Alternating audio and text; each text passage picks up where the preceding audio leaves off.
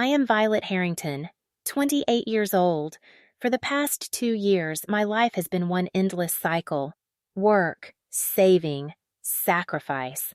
I cut out every indulgence. No coffee runs, no nights out, no new clothes unless absolutely necessary. Every dollar I tucked away had a purpose. I was building towards something bigger, something that would finally give my family and me a taste of the life I had dreamed of. That dream was a trip across Europe. Not just any trip, but one carefully designed down to the smallest detail. I had saved enough for first-class flights. I had booked 5-star hotels with the perfect views. I had lined up tours of Paris, Rome, Barcelona. It wasn't just a vacation. It was meant to be a celebration of family, of survival, of all the years we had worked and struggled. And most of all, it was meant to be mine too. I imagined my mother, Margaret, smiling as she stepped into the grand lobby of a luxury hotel. I pictured my father, Thomas, quietly nodding in approval at a perfectly set table in a small Italian restaurant. And Chloe, my younger sister, finally seeing me not as the background character, but as the sister who had made all of this possible. I carried that picture in my heart for months. It kept me going through double shifts, through endless overtime, through lonely nights when all I wanted was rest, but chose discipline instead. Then, the day of our departure arrived. I woke up with butterflies in my stomach, my suitcase already standing by the door. For once, I felt proud. I felt excited. But that feeling lasted only until my mother stepped into my room. She didn't even knock. She came in with that look, the one that always carried more decision than discussion. "Violet," she said softly, "there's been a change. Chloe will be taking your place on the trip." I froze. My hands stopped halfway through folding my documents. I stood still, suitcase by the door, chest rising and falling as though the air itself had grown heavy.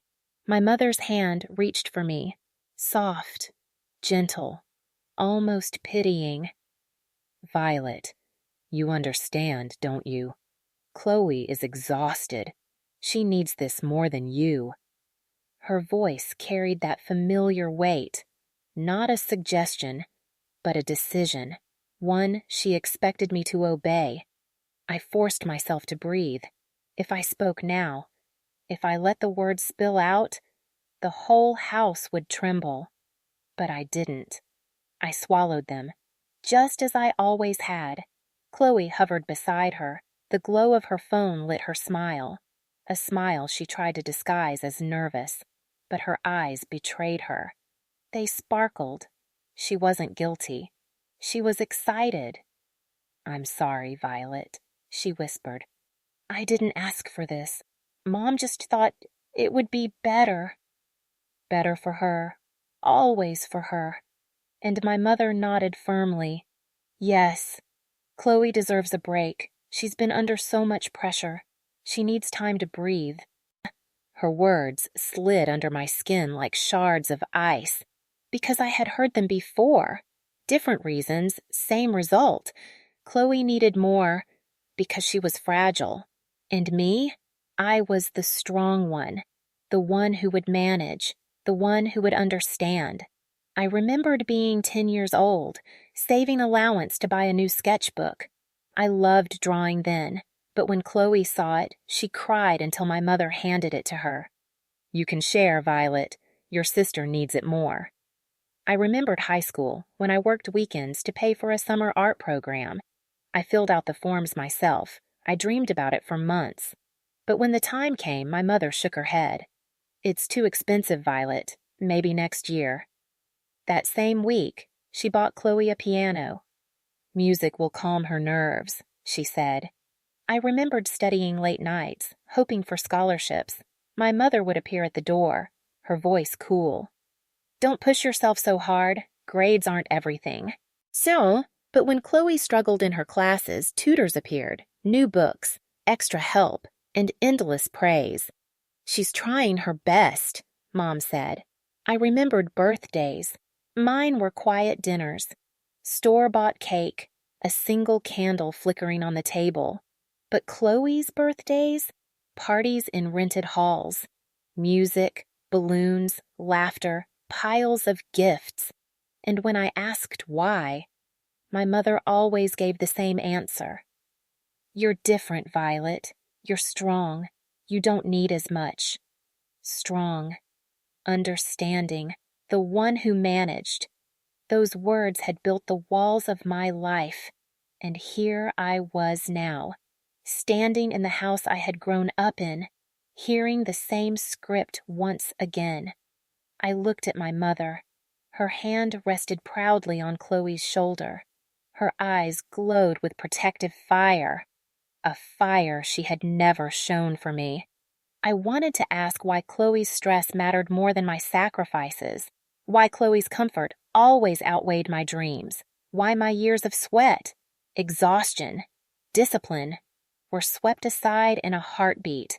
But my father's voice cut through from the hallway. Let's not fight. We leave in an hour. Violet, make sure the car is ready. That was all I was to him, not a daughter who had built this trip from nothing, just the driver, just the helper. His words hit me like a slap. I clenched my jaw, my nails dug into my palms. The storm inside me rose higher, wild, furious. But I buried it. I buried it deep, the way I always had, because anger, left unchecked, explodes. But anger, swallowed long enough, sharpens. It becomes fuel. It becomes focus. And as I stood there, invisible once again, my mother doting on Chloe, my father dismissing me, one truth settled in my bones. In the Harrington family, Chloe would always be the star. And me, I was the shadow that kept the stage lit. The one who worked, the one who gave, the one who understood. But shadows, when pushed long enough, learn to take shape. I pressed my lips together, hard. From the kitchen I heard my mother laugh. Chloe, you'll love Paris. The food, the art, this will be perfect for you. Chloe giggled. I can't wait. I've needed this for so long. Needed it, as though I hadn't needed it too. I turned toward my packed suitcase. My throat burned. My chest ached.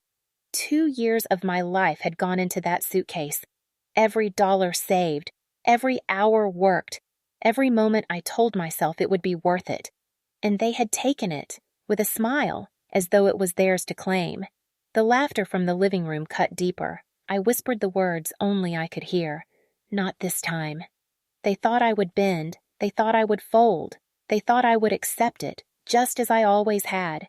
But they were wrong. This time, my silence wasn't surrender. It was a mask. It was the beginning of something far sharper, something they would never see coming. For a moment, I thought I had misheard. What? I whispered. Chloe has been under so much stress, my mother continued. She needs this more than you. You'll understand. You're stronger, Violet. You'll manage. I stared at her, my heart thundering. 2 years of sacrifice, dismissed in a single sentence. Chloe appeared behind her, clutching her phone, her expression half apologetic, half relieved. I'm sorry, Violet, she murmured, but her eyes sparkled with excitement. My father lingered further back. He didn't meet my gaze. He simply cleared his throat and said, It's for the best. Don't make this harder. Inside me, something cracked. I wanted to shout, to remind them this was my money, my dream. But my throat burned. No sound came out. Instead, I felt the familiar weight of silence pressing down, the role I had played my whole life, the one who adjusted, the one who understood. Of course, I finally said. I understand. The words tasted bitter. I watched Chloe carry her bags toward the door, already chatting about Paris, Rome, her voice filled with excitement. My mother followed, nodding with approval, as though I had never existed. My father gave me one last look, guilt flickering in his eyes, then turned away. And there I stood, suitcase packed, heart aching, realizing that once again I had been pushed aside. I had always been the strong one, the reliable one, the one who solved their problems. And now, when the time finally came for me to take something for myself, they had stolen it without hesitation. I wanted to cry, but the tears never came. Instead, my hands curled into fists. My breath came sharp, uneven, and in that silence, one truth rang louder than the rest. They would never see me, never respect me, unless I forced them to. I picked up my suitcase, then set it down again. Their voices drifted from the living room, laughter, planning, dismissing me as if I were nothing more than a servant who had fulfilled her duty. No, not this time. Inside me, something shifted. A sharp blade of resolve cut through the fog. They thought they could take everything. They thought I would endure it. They thought I would stay silent and let Chloe step into my place. But they were wrong, because in that very moment, as the car engine started outside, as my mother's voice called for me to hurry and drive them to the airport, I already knew I would take them there. I would smile. I would nod. I would let them believe they had won. But the truth was mine. And when the terminal doors closed behind them, everything would change. The trunk slammed shut. The car dipped under the weight of their luggage. And suddenly, I wasn't Violet Harrington, the daughter who had planned every detail. I was just the driver. The morning sun spilled across the windshield, blinding for a moment. I blinked hard, forcing the road into focus. The engine hummed low, steady, and the tires whispered against the pavement. For a brief second, there was silence. And then, the chatter began. Violet.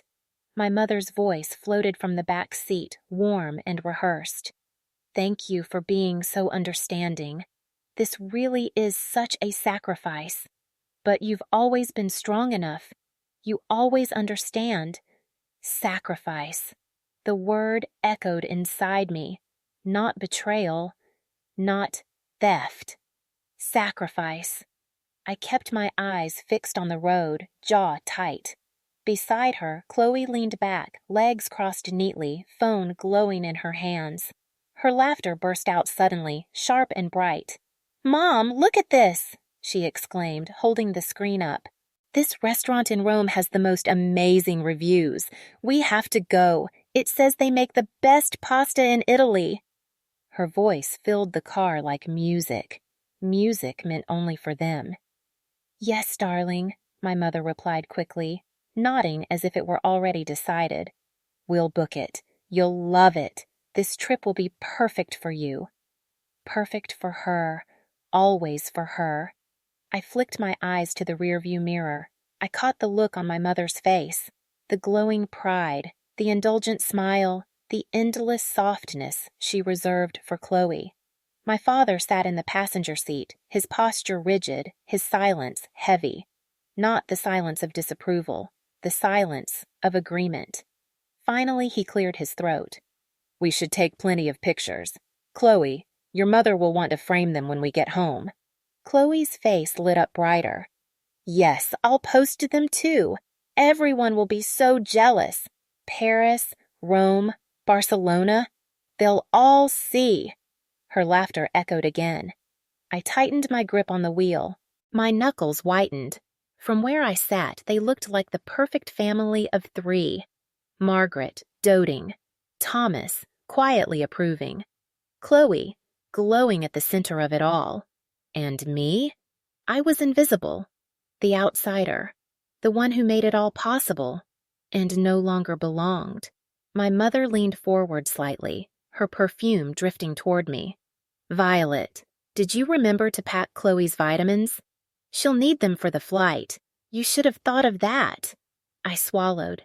"No, I didn't pack them. Her sigh filled the space. You always forget the little things. That's why Chloe needs this trip. She needs care. She needs attention. Care. Attention. Words that had never been mine. The sting of memory cut through me. I remembered family road trips when we were children. I would sit pressed against the window, headphones on, quietly staring at the blur of trees. Chloe would stretch out in the middle seat, her head in my mother's lap, while my father asked if she was comfortable enough. Once, I had begged to stop at an art supply store along the way, just for a sketchbook. My mother shook her head. Not now, Violet. Maybe another time. But when Chloe cried that she was hungry, we pulled off at the next exit. She got ice cream, sprinkles piled high, while I got nothing. That memory returned to me now, sharp and sour. The same roles, the same script. And still, here we were. The laughter in the car grew louder. Paris first, Chloe chirped, her voice dancing. I want to see the Eiffel Tower at night, then Rome, and then Barcelona. Oh my God, it's going to be perfect. Yes, darling, my mother answered softly, as though speaking to glass. This will be exactly what you need. And then my father's voice, calm and final. We'll make it unforgettable. I stared at the endless stretch of highway, their voices blurred together, weaving into a single hum that wrapped around me like a cage. I sat there, hands on the wheel, trapped in their world, but not of it. The air felt heavy, warm, claustrophobic. I shifted in my seat, my breath shallow. The laughter pierced again, sharp as broken glass. I was the chauffeur, the shadow, the extra piece that didn't fit into their picture.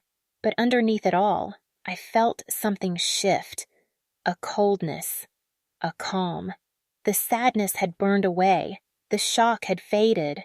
What remained was sharper, stronger. Not grief, not despair. Resolve. They thought I would endure it. They thought I would accept my role, as always. But this time, I wouldn't. My fingers curled tighter around the wheel. My pulse steadied. I whispered the words only I could hear. My time will come. The airport signs rose in the distance, glowing green against the morning sky. My mother chattered about Paris. My father talked about photos. Chloe about fashion, about food, about how this trip would change her life. Their voices blurred together, a family of 3. And me, the driver, the forgotten one. But they didn't see what I carried. They didn't feel the fire I had buried so deep. I let their laughter wash over me. I let their careless words pierce my skin.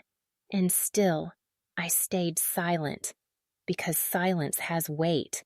And mine was heavy enough to crush. My hands tightened again, white knuckles against the wheel. And in that moment, the doors of the terminal slid closed behind them. My mother's perfume lingered in the air, Chloe's laughter still echoing faintly, my father's steady footsteps fading into the distance. And then, silence. Just me, alone in the car park. A family of 3 walking into their perfect little world.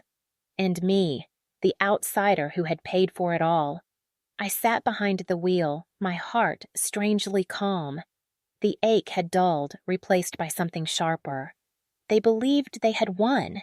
They believed I would go home, swallow the bitterness, and leave them to enjoy the life I had built. But they were wrong, because while they were stepping into that airport, I was already building my plan. I started the car. The hum was steady, almost soothing, but beneath it, I could feel something alive, a quiet, rising fire. The drive back felt like a dream. The streets passed in blurs of gray and gold. The morning sun spilled over the horizon. Travelers bustled on sidewalks, dragging suitcases, sipping coffee, laughing about journeys ahead. And me, driving home to end one. By the time I reached the house, my hands were steady, my mind sharper than it had ever been. This wasn't a whim, it was strategy.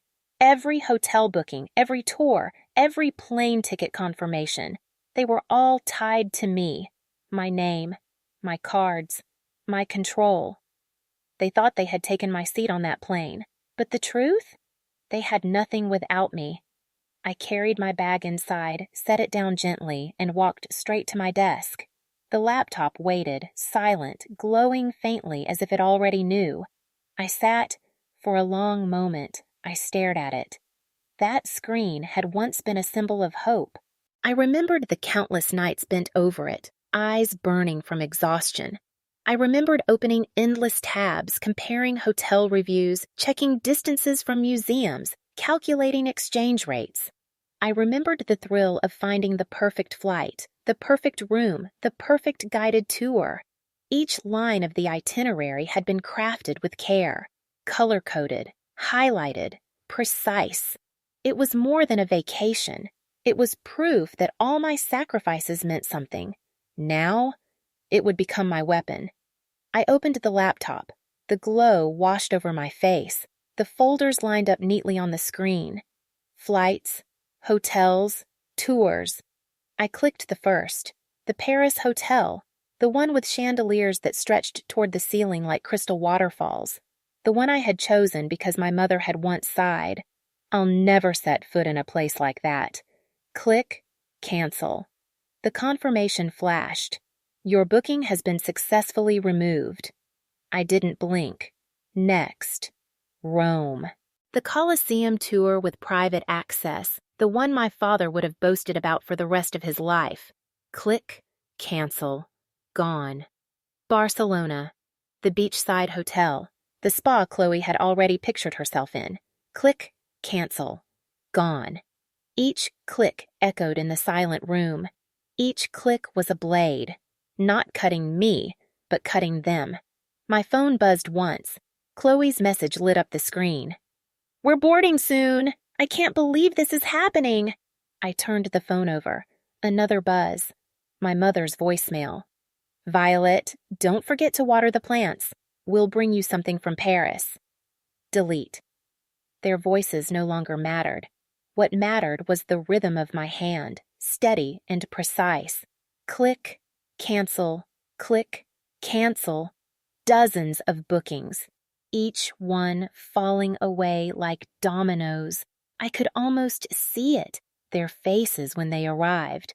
Margaret striding proudly into the marble lobby, only to be told no reservation existed. Thomas, tired and frustrated, clutching his bag, arguing uselessly at the desk. Chloe, wide-eyed, her voice rising in panic. "There must be a mistake. We're supposed to be here." But there would be no mistake. There would be no room, no tour, no luxury, nothing, because I had erased it all. I leaned back in my chair, the glow of the screen reflecting off my eyes. Then I opened my banking app. Slowly, one by one, the refunds began to return. The numbers ticked upward. This wasn't just about denial. This was reclamation. That money, my money, would not buy Chloe's clothes, or my mother's wine, or my father's souvenirs. It would buy me freedom, the freedom they never allowed me to have. I sat back, closing my eyes for a moment. In the darkness, I saw two images. The first, me at the kitchen table late at night, hunched over receipts, exhaustion burning in my bones, whispering to myself, "It will be worth it." The second, them, stranded in some dingy motel, no tours, no restaurants, their voices raised in blame, their laughter gone. The contrast was sharp, and it was mine. When I opened my eyes again, the final cancellation glowed on the screen. "Your booking has been successfully canceled. Done." The house was silent, but inside me, the silence roared. They thought they had taken everything from me, but I had taken everything from them. And for the first time in years, I felt steady, powerful, in control. I whispered into the quiet room, a vow only I could hear. "This is just the beginning." The first buzz came almost as soon as I closed the laptop, then another, then another. The phone vibrated across the wooden desk, desperate to be heard. I turned it over slowly. Margaret. Her words glared at me from the screen. Violet, the hotel says our reservation is gone. What happened? Fix this immediately. Not a question. A command. My chest rose and fell, steady. I didn't reply. Another buzz. Chloe this time. Her words spilled across the screen. Violet, this isn't funny. We're standing here like idiots.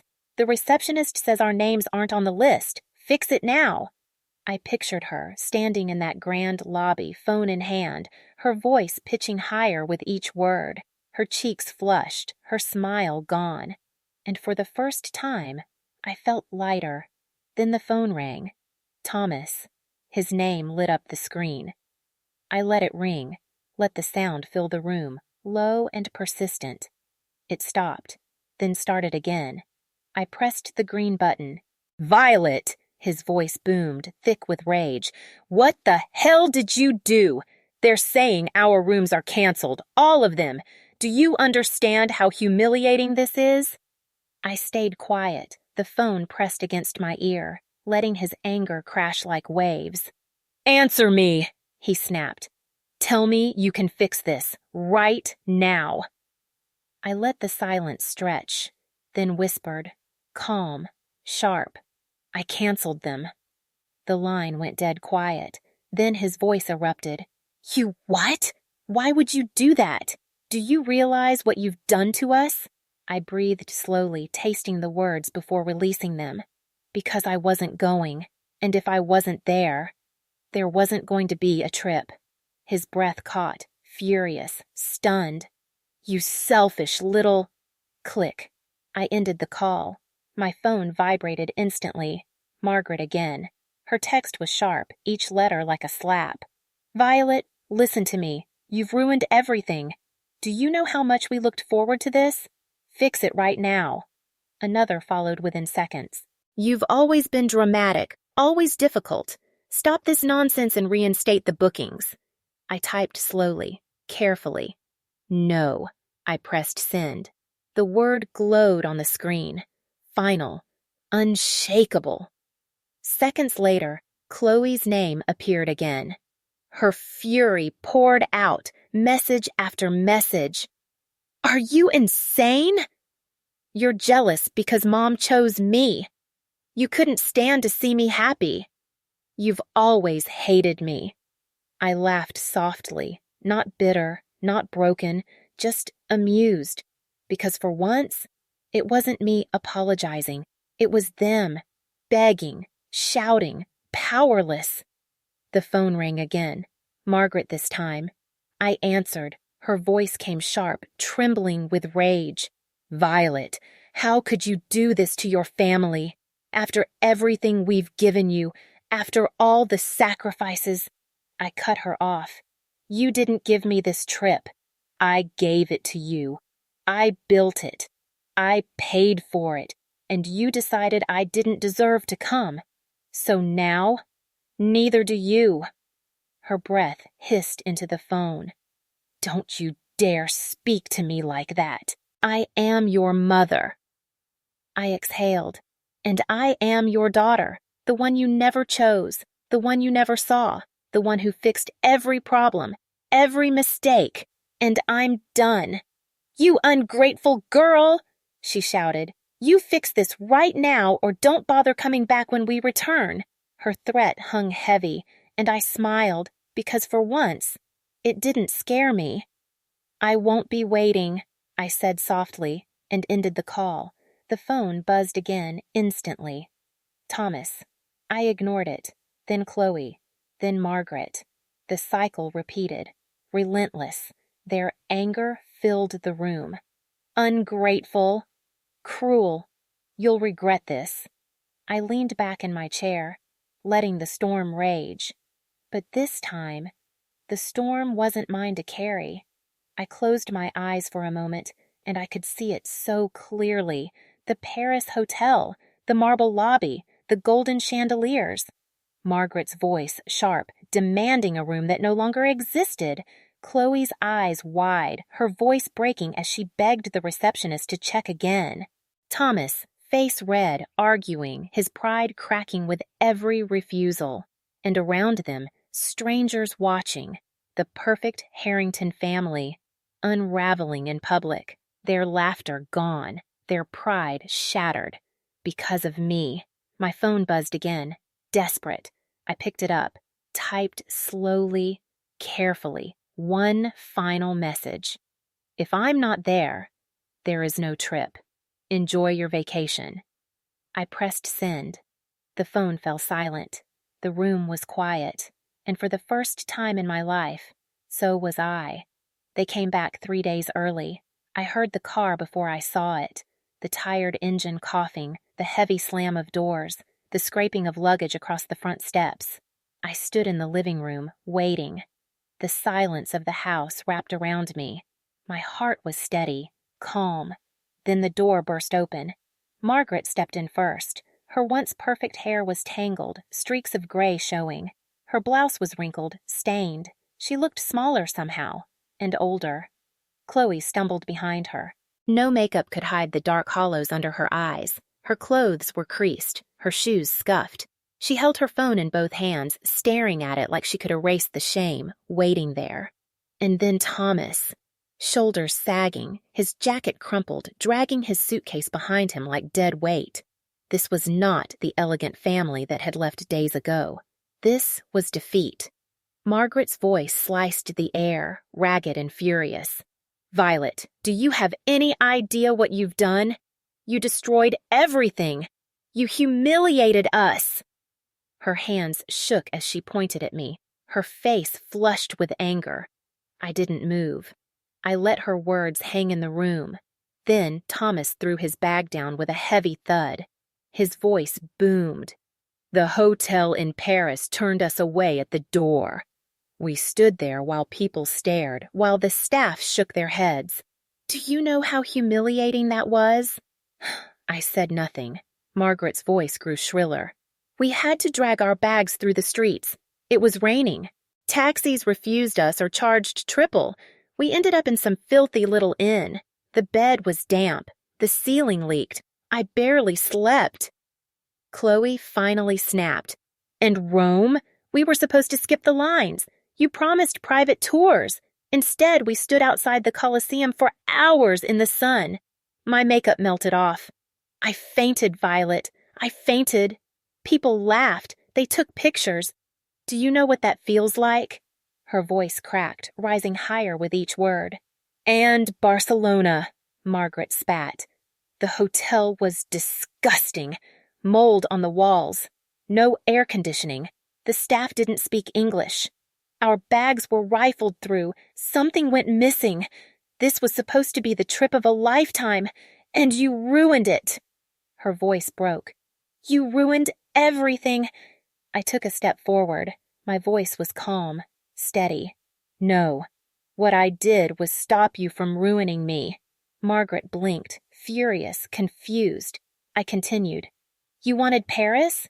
You got a damp bed in a forgotten inn. I turned to Thomas. You wanted to boast about private tours? You got hours of waiting in the sun, powerless, watching others walk past you. Then to Chloe.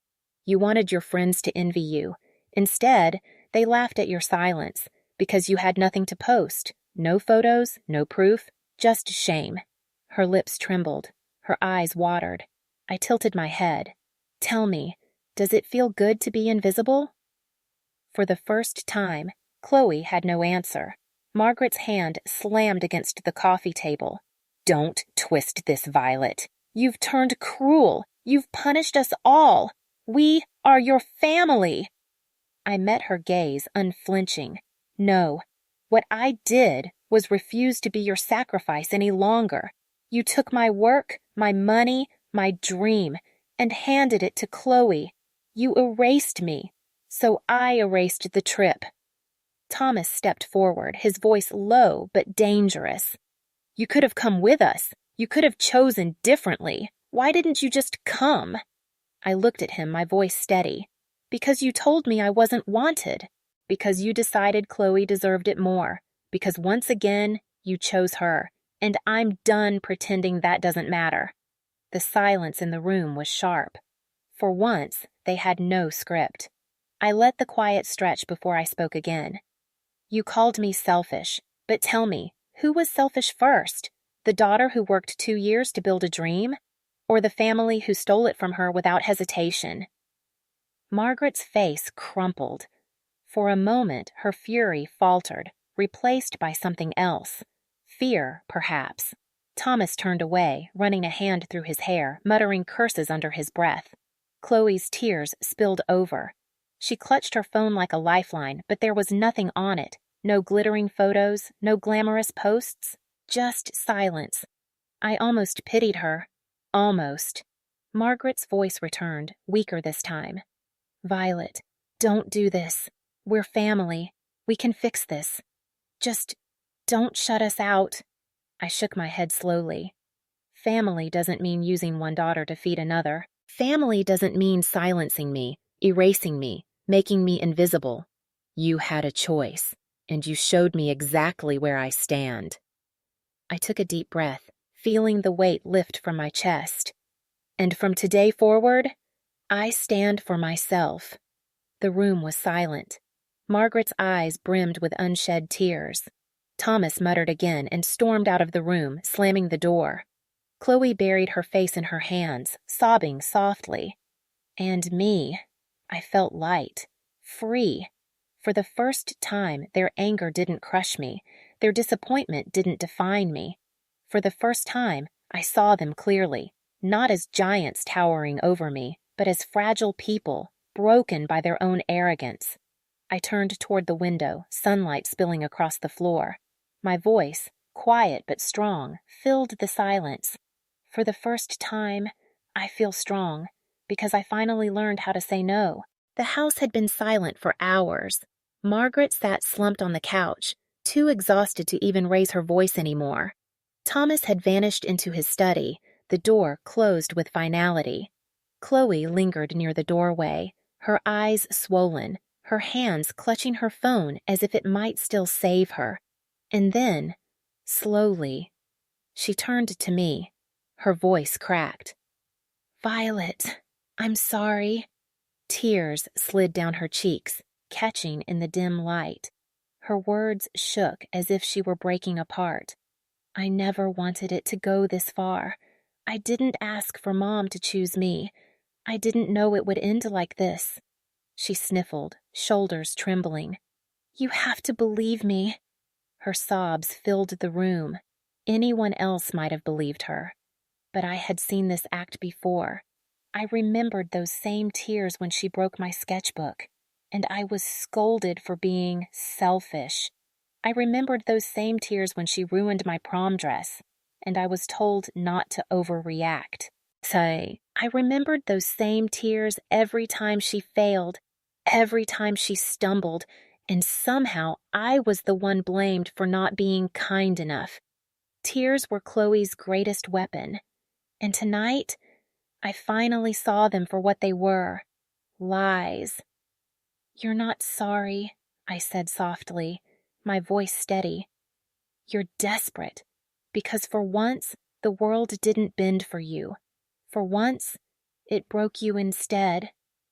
Her sobs grew louder. "Violet, please." But I raised a hand. "No, don't beg me now. You stood there smiling when Mom erased me. You didn't speak. You didn't stop her. You enjoyed it. These tears, they're not for me. They're for you." Her lips trembled.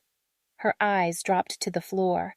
But I didn't move to comfort her, because the truth had finally burned away the illusion. I walked past her, each step calm. My laptop waited on the desk. This time, when I opened it, my fingers moved with certainty. The airline website gleamed back at me. 1 seat, 1 ticket. My name, Violet Harrington, no one else's. I booked a direct flight to Rome. The confirmation glowed on the screen, sharp, undeniable. "Your flight is confirmed." The money they had mocked me for saving was now mine again. I leaned back in my chair. For the first time in years, my chest didn't feel heavy. It felt light. And then my mind drifted back to them. I thought of Paris, Margaret's voice rising in the marble lobby, demanding a room that didn't exist. Chloe clutching her phone, cheeks burning, humiliated in front of strangers. Thomas arguing, his face red, his words powerless. I thought of Rome, hours in the sun, sweat dripping. Chloe fainting as the line refused to move. Margaret flapping her hands, begging strangers for help. Tourists staring, laughing. I thought of Barcelona, the motel with mold on the walls, the broken lock on the door, the missing wallet Thomas cursed about for hours, Margaret gagging at the smell of damp sheets, Chloe curled up in the corner, no photos to post, no envy to collect. That was their grand vacation. The dream they stole from me turned to ash in their hands, and I had done nothing more than click a button. The irony tasted sweet. I packed my bag with care, not out of obligation, not because anyone expected it of me, but because this time it was mine. I packed light, a few dresses, a journal, my passport, no extra luggage for Margaret's demands, no space wasted on Chloe's trinkets, no consideration for Thomas's silence, only me. The morning of my flight, I stood by the window, dawn painting the sky in shades of gold, and for the first time, I wasn't afraid. The airport felt different when I walked through it alone, no one pushing past me, no one dismissing me, no one reminding me that I was the strong one who had to endure. Just me, my ticket in hand, my future waiting. The flight was long, but every hour lifted me further away from the shadow I had carried all my life. When the plane touched down in Rome, my heart pounded with something new. The doors opened. I stepped out into the sunlight. It was warm, golden. It washed across my skin like a blessing. The air smelled of coffee, of stone, of history. I stood still for a moment, breathing it in, and for the first time, it was mine, not theirs, not stolen, mine. I closed my eyes, my lips curving into a smile. I have waited for this moment too long, I whispered, and then I opened my eyes to the city stretching before me. And finally, it belongs to me. The cafe was small, hidden on a quiet street in Florence, where the morning sun painted the walls golden. I sat at a little iron table near the window. The glass was cool beneath my fingertips.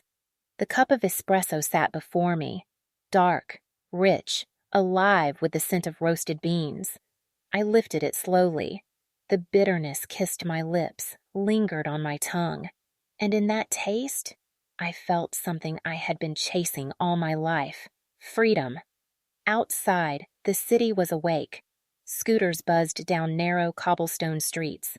The bells of Santa Croce tolled, echoing across red rooftops. Vendors set up stalls of flowers and fresh bread. The air was a mixture of coffee, stone, sunlight, and history. Children laughed as they chased pigeons. Tourists snapped photos, their voices blending into 100 languages. And me, sitting quietly, breathing it all in. For the first time in years, I wasn't rushing to serve someone else.